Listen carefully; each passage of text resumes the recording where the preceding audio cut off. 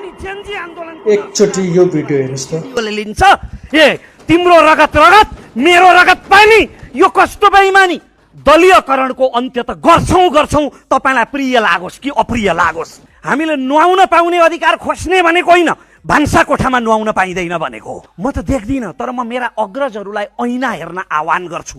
सम्माननीय सभामुख महोदय, अत्यन्तम क्रूरता लोभम प्रजापीडनमेव च एते दोषा नृपस्यासु राज्य नाशाय कल्पते।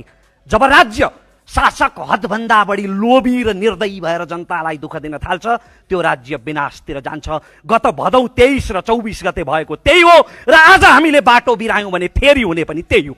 म प्रथम पटक संसदमा बोल्दै गर्दा तमाम आन्दोलनहरू लोकतन्त्र प्राप्तिका लागि भएका, जसले म जस्ता र मेरो पुस्तालाई आज यहाँ उभिने स्थितिमा पुर्याए, जेनजी आन्दोलनदेखि सम्पूर्ण जनआन्दोलनसम्मलाई बराबर सम्मानका साथ स्मरण गर्न चाहन्छु।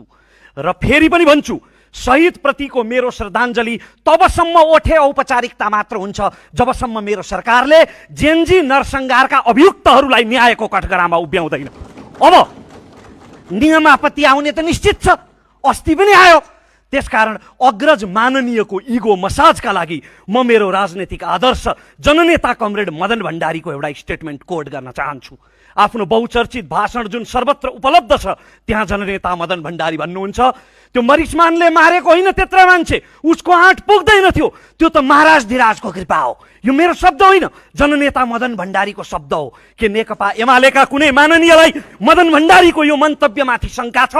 अनि त्यति बेला जनआन्दोलनको नरसंहारको जिम्मेवारी तत्कालीन शासक हुन्छ